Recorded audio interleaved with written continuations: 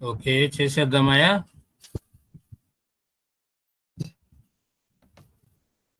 తెలుసా?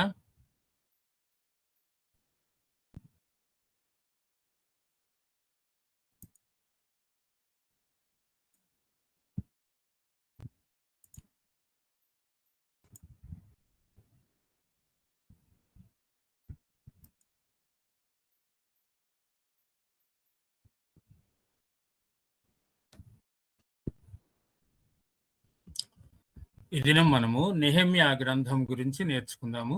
చిన్న ప్రార్థన చేసుకుందాం. దయగలిగిన ప్రభువా, ప్రేమ కలిగిన తండ్రి, నీకు వందనాలు, స్తోత్రాలు. ప్రభువా, మరి ఎజ్రా గ్రంథంలో ఉన్న విషయాలు గ్రహించడానికి కృప చూపించారు. ఈ దినం ప్రభువా, మేము నెహెమ్యా గ్రంథంలో ఉన్న విషయాలను గ్రహించడానికి సహాయం చేయండి. ప్రభువా, ఈ గ్రంథము మరి పరిశుద్ధ గ్రంథంలో చోటు చేసుకోవటానికి తండ్రి, మీ యొక్క ఉద్దేశం ఏమిటో మేము గ్రహించడానికి సహాయం చేయండి. నీ కృపలో మమ్మల్ని జ్ఞాపకం చేసుకోమని తండ్రి, వింటున్న బిడ్డలందరూ కూడా చక్కగా అర్థం చేసుకొని నీ వాక్య ప్రకారము జీవించుటకు సహాయం చేయమని మమ్మల్ని మీ చేతికి అప్పగించుకుంటూ యేసుక్రీస్తు నామం పేరట స్తుతించి ప్రార్థించి వేడుకుంటున్నాను తండ్రి. ఆమేన్.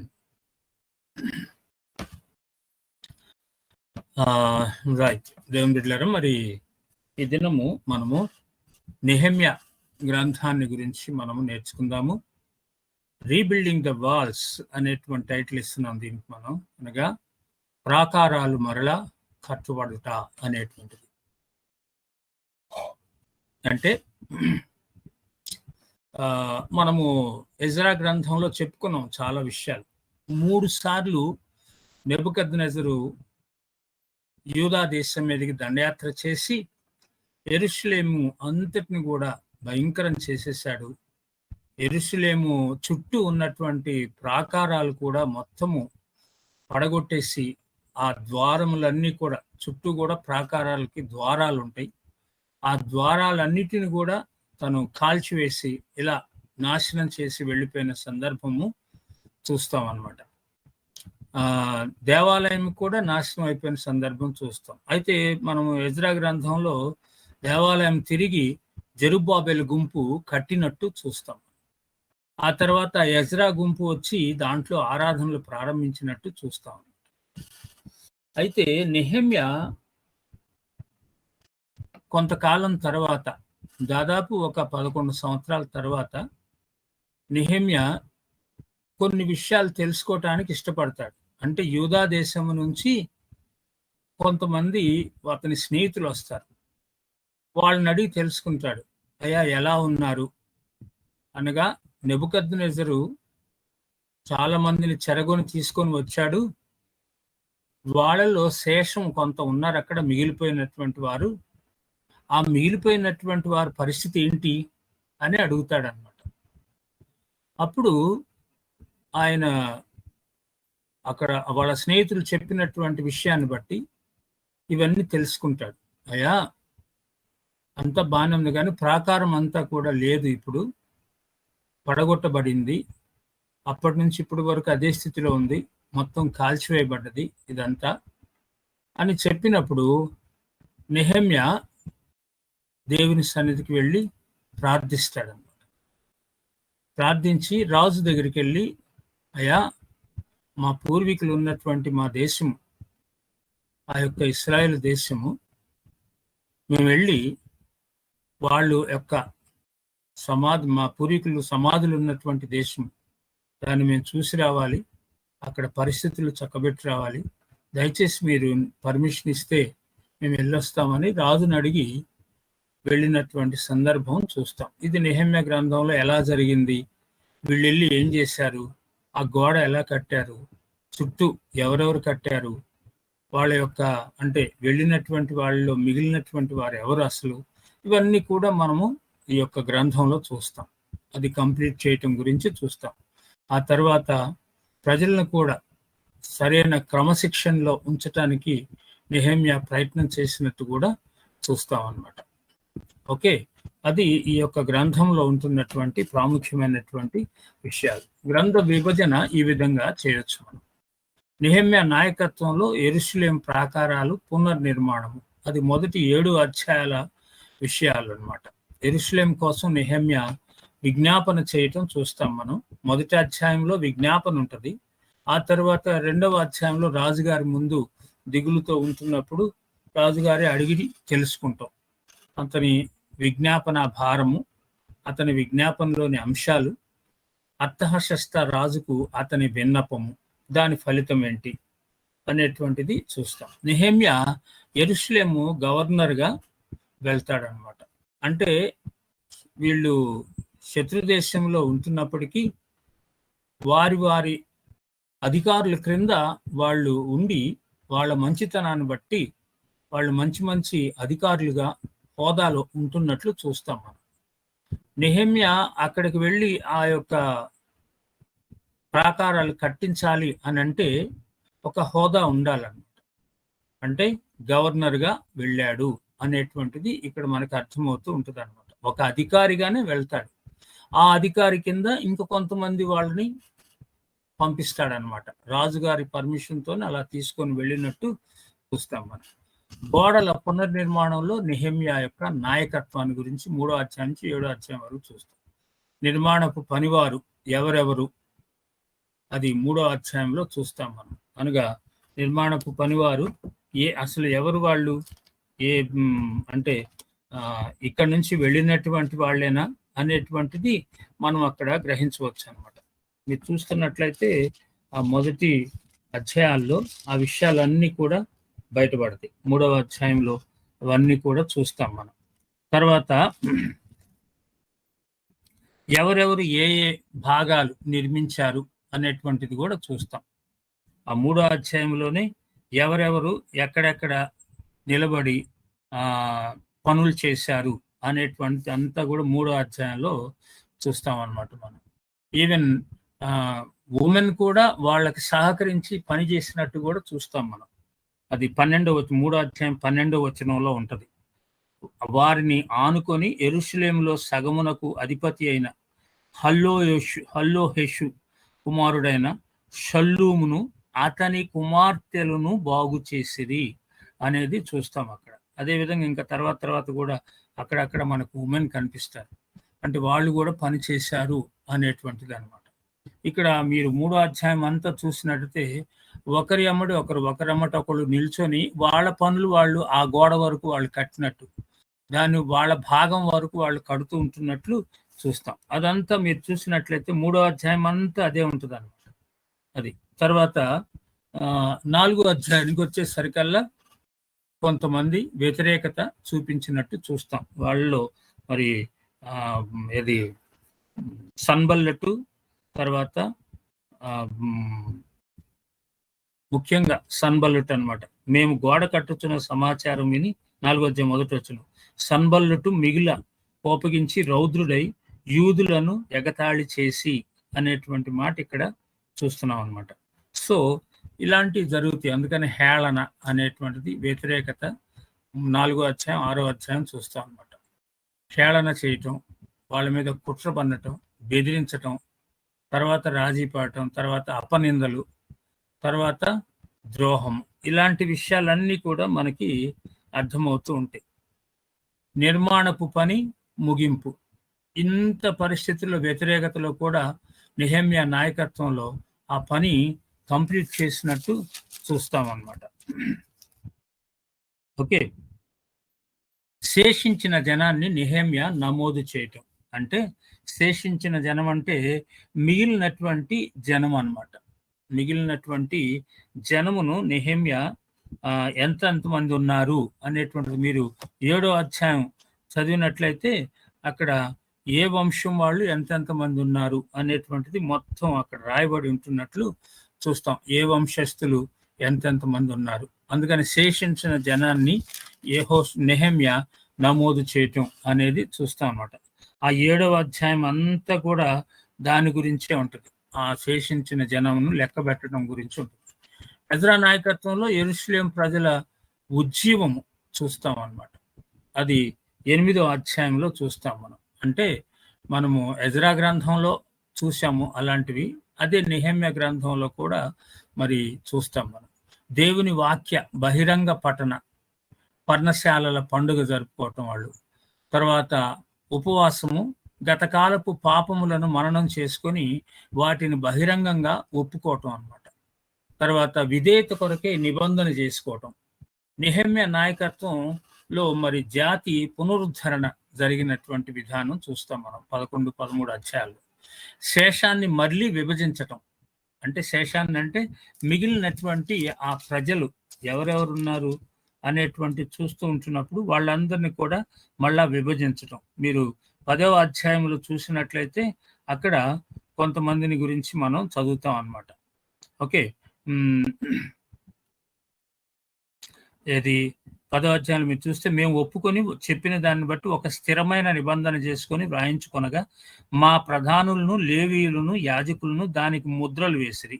దానికి ముద్రలు వేసిన వారెవరనగా అని చదువుతాం మనం. అక్కడ చాలా మందిని గురించి చదువుతాం అన్నమాట. ఆ తర్వాత 11వ అధ్యాయంలో కూడా అదే విషయాన్ని మనము కంటిన్యూ అవుతుంటున్నట్లు చూస్తాం మనం. జనుల అధికారులు యెరూషలేములో నివాసం చేసి మిగిలిన జనులు పరిశుద్ధ పట్టణం యెరూషలేమునందు 10 మందిలో ఒకడు నివసించినట్లు మిగిలిన 90 వేరు పట్టణంలో నివసించినట్లు చీట్లు వేసిరి. ఆ తర్వాత ఎవరెవరు ఏంటి అనేటువంటిది మీరు కిందకు వచ్చినట్లయితే తెలుస్తుంది అనమాట. ఓకే, తర్వాత ప్రాకారాల ప్రతిష్ట కట్టారు కదా, దాన్ని ప్రతిష్ఠించటం. రెండవసారి నెహెమ్యా పాలనలో సంస్కరణలు ఎలా జరిగినవి అది 13వ అధ్యాయంలో మనం చూస్తాం అన్నమాట.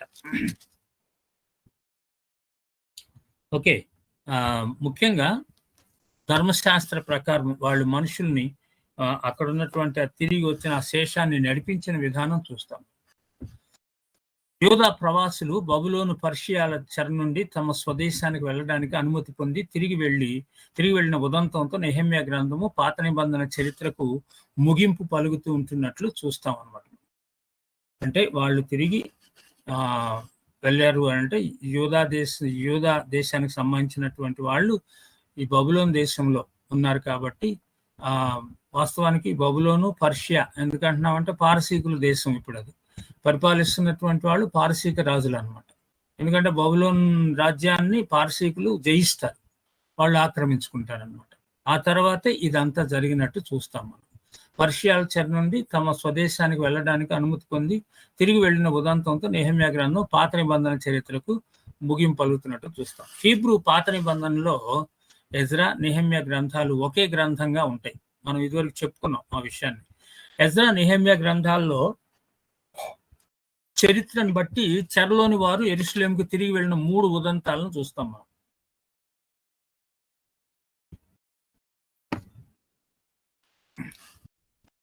ఎజ్రా మొదట 2 సంఘటనలు మనం చూస్తాం. నెహెమ్యా 3వ సంఘటనగా చూస్తాం మనం ఇద్దరికి ఎజ్రా గ్రంథంలో చెప్పుకున్నాం ఈ విషయాలన్నీ.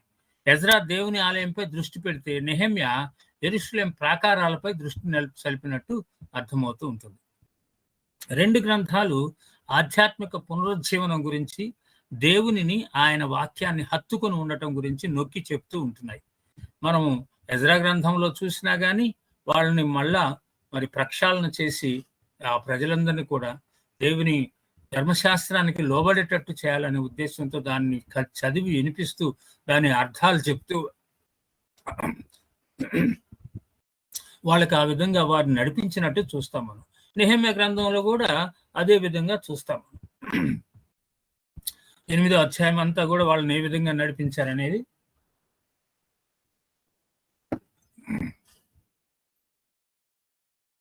యూదాకు తిరిగి వెళ్ళిన ప్రవాసులు నిందల పాలవుతున్నారని, ప్రాకారం శిథిలంగానే ఉన్నదని నెహెమ్యా విన్నప్పుడు 1వ అర్తహషస్త రాజు ఆయన దగ్గర గిన్నె అందించువాడుగా నెహెమ్యా పనిచేస్తూ ఉంటున్నట్లు చూస్తున్నాం అన్నమాట. పర్షియన్ రాజు ఆయన. అర్తహషస్త పారసీక రాజు అన్నాం, పర్షియన్ రాజు. అయితే గిన్నె అందించువాడు అని అంటే మన పరిభాషలో మనం చెప్పుకోవాలంటే ఫుడ్ ఇన్స్పెక్టర్ అనుకోవచ్చు రాజుగారి దగ్గర.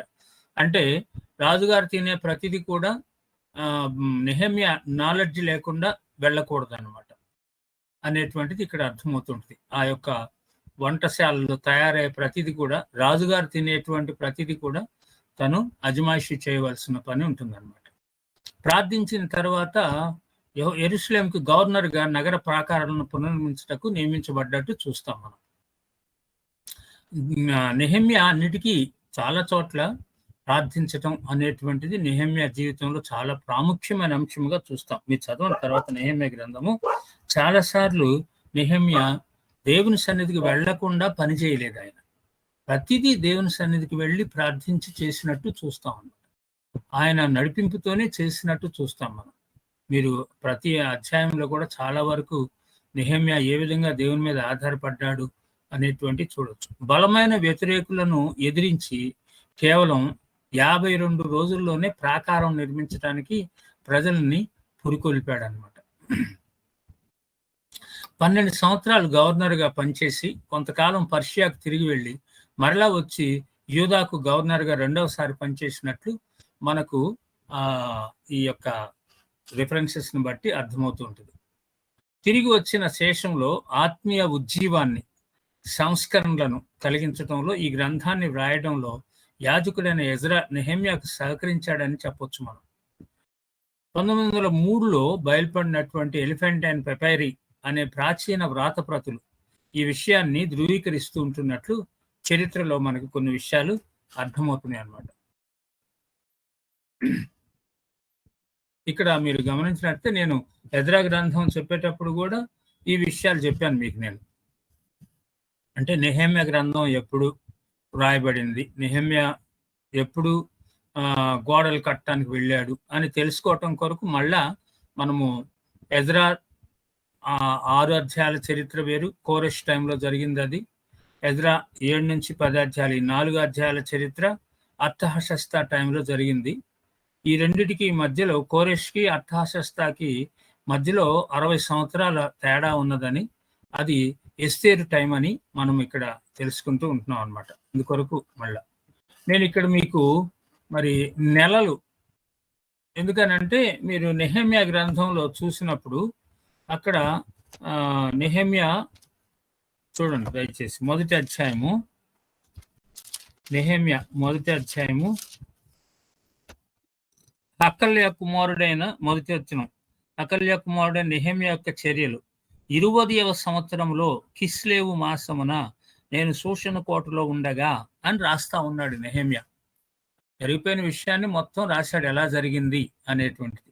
ఇక్కడ మరి 20వ సంవత్సరంలో కిస్లేవు, ఏది 20వ సంవత్సరము అని అంటే రాజైనటువంటి అర్థహషస్త కాలము అన్నమాట. అర్థహషస్త యొక్క ఏలుబడిలో 20వ సంవత్సరము, అది అర్థం చేసుకోవాలి మనం ఇక్కడ. అర్థహషస్త కాలము 20వ సంవత్సరంలో, కాబట్టి అది కిస్లేవు మాసము అని ఉందన్నమాట. కిస్లేవు మాసం అంటే ఏది మీకు అర్థం కావటం కొరకు నేను ఇక్కడ ఒక టేబుల్ ఇచ్చాను చూడండి.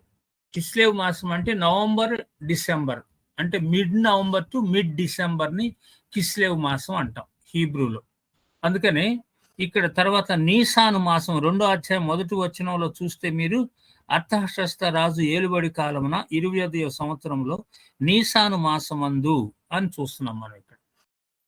అంటే కిస్లేవు మాసంలో నెహెమ్యాకి ఇన్ఫర్మేషన్ వచ్చింది. అక్కడ వాళ్ళ దేశం యొక్క పరిస్థితి నెహెమ్యాకి తెలియజేశారు.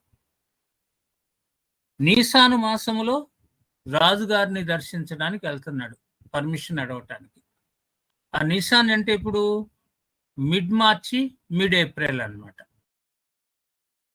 ఎప్పుడెప్పుడు జరిగిన ఈ విషయాలు అనే దాని కొరకు మీకు ఇక్కడ రిఫరెన్స్, ఆ నెల పేరు, ఆ ఇన్సిడెంట్ అర్థం కావటం కొరకు నేను ఇక్కడ ఈ టేబుల్ ఇచ్చాను. మీరు స్టడీ చేయండి, మంచిగా గమనించండి.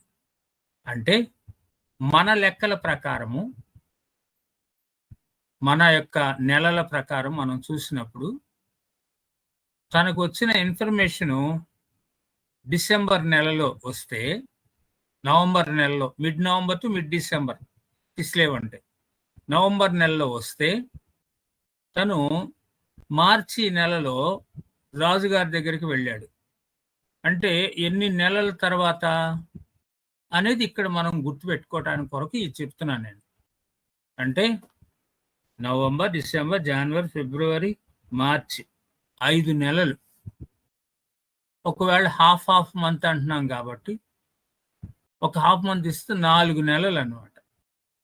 4 నెలల తర్వాత ఆయన రాజుగారిని దర్శించాడు. ఈ 4 నెలలు ఎందుకు వెయిట్ చేశాడు? ప్రార్థించాడు. మొదటి అధ్యాయం అంతా ప్రార్థనే ఉంటది.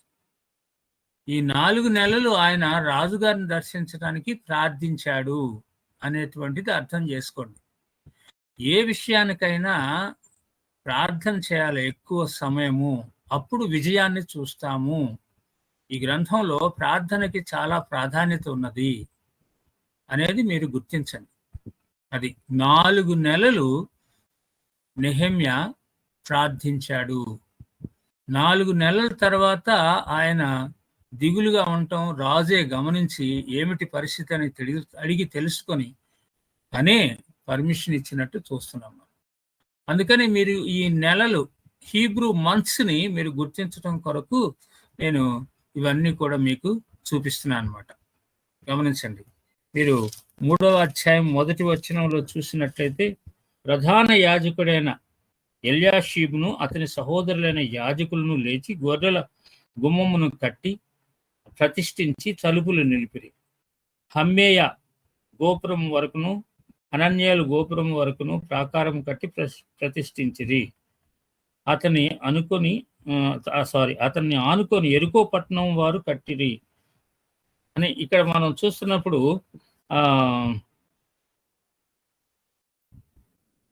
ఎప్పుడు జరిగింది అది అనేటువంటిది మనము గుర్తించవచ్చు అనమాట. అంటే నెహెమ్యా స్టార్ట్స్ ద వాల్ ఎప్పుడది అనేది చూస్తూ ఉన్నాం మనం. అది బహుశా ఫలానా నెలలో జరిగి ఉండొచ్చు. ఎందుకంటే తర్వాత పేర్కొనబడినటువంటి విషయాలను బట్టి అర్థమవుతుంది అనమాట. 6వ అధ్యాయం 15వ వచనం చూడండి. ఈ ప్రకారము ఏలూలు మాసము 25వ దినమందు అనగా 52 దినములకు ప్రాకారమును కట్టుట సమాప్తమాయను.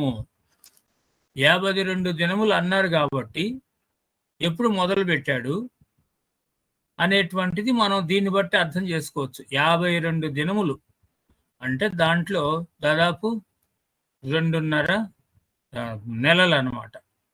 2 నెలలు. లేకపోతే వాళ్ళు నెలలు కూడా ఎన్ని రోజులు, కొన్ని నెలలకి ఎన్ని రోజులు అనేది కూడా మనం స్టడీ చేయాల్సిన అవసరం ఉంటుందన్నమాట.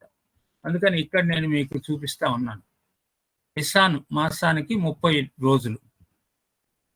అట్లా ఏ మాసాలకి ఎన్నెన్ని రోజులు అనేటువంటిది ఇక్కడ మీరు చూడండి, వీటిని స్టడీ చేయండి. ఓకే. తర్వాత ఇక్కడ ఎందుకు ఈ టేబుల్ ఎందుకు ఇస్తున్నాను అంటే జూయిష్ క్యాలెండరు, తర్వాత గ్రెగేరియన్ క్యాలెండరు. ఈ అంటే మనం వాడేటువంటిది గ్రెగేరియన్ క్యాలెండర్ అన్నమాట.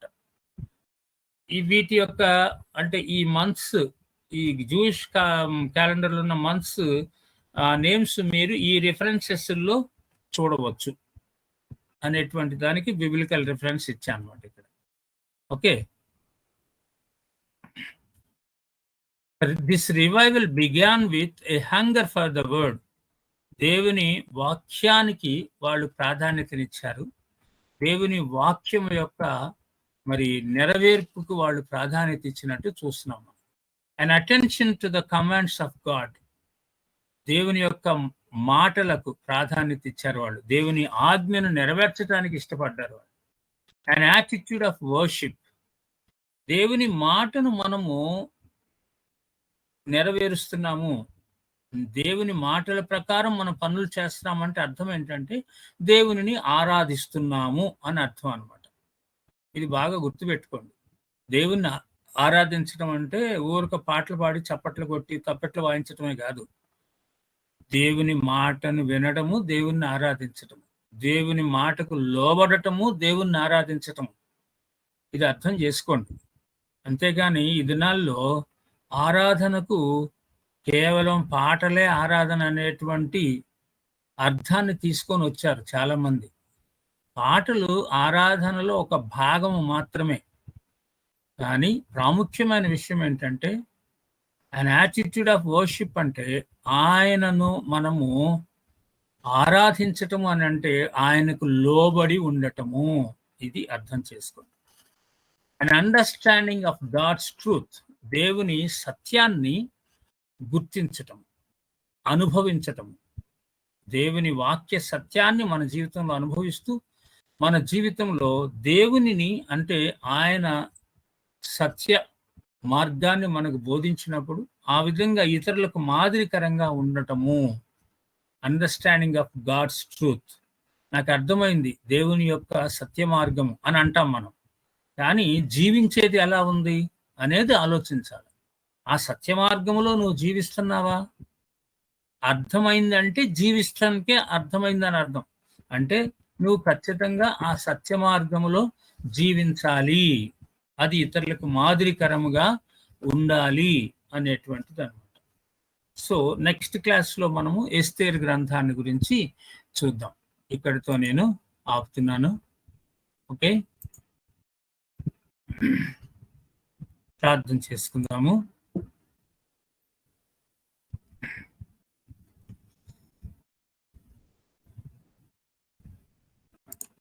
దయగల ప్రభువా, ప్రేమ కలిగిన తండ్రి, నెహెమ్యా గ్రంథంలో ఉన్న విషయాల గురించి చూసాము. ప్రభువా, నీ కృప అనుగ్రహించండి.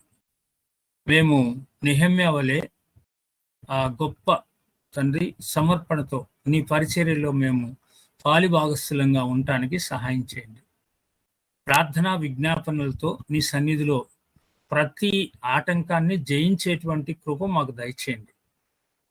దేవా, నీ పరిచర్యలో అనేకమైనటువంటి ఆటంకాలు, టోబియా సన్బల్లట్ లాంటి వాళ్ళు అనేక మంది ఆటంకాలు కలిగిస్తూ పరిచర్యని ముందుకు తీసుకొని వెళ్లకుండా ఉంటున్న సమయాల్లో నెహెమ్యాను గుర్తు చేసుకొని, దేవా, మేము నీ మీద ఆధారపడుతూ తండ్రి విశ్వాసులందరినీ కూడా ఏక మనసు, ఏక ఆత్మతో నడిపించడానికి నీ కృప మాకు దయచేయండి. నీ ఆత్మ నడిపింపును మాకు దయచేయండి.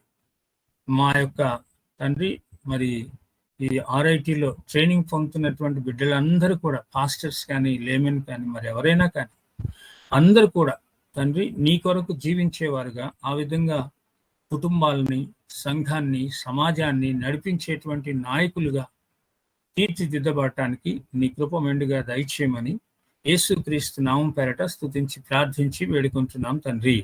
ఆమేన్. Okay, thank you.